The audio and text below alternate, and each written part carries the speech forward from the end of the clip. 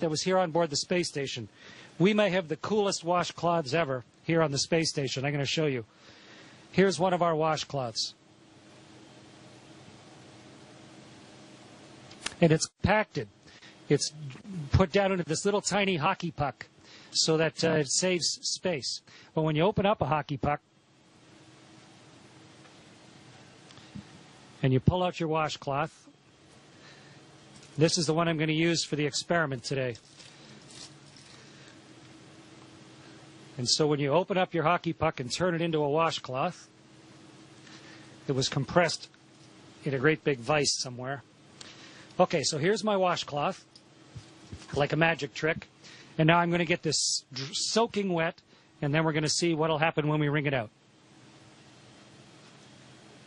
Meredith and Kendra suggested that I dip this in a bag, but bags don't hold water in space, so instead I filled a water bag. This has drinking water in it. And I'm going to squirt a bunch of water into this washcloth.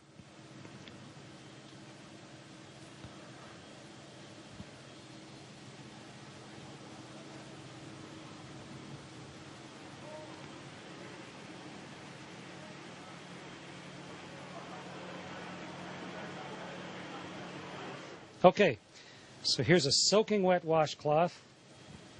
Get the microphone so you can hear me while I'm talking. And now let's start wringing it out. It's really wet.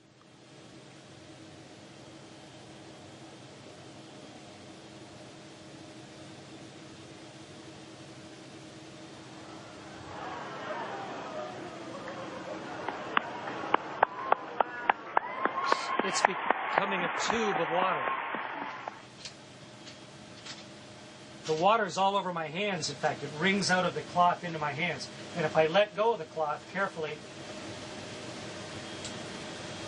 the water sort of has it stick to my hand.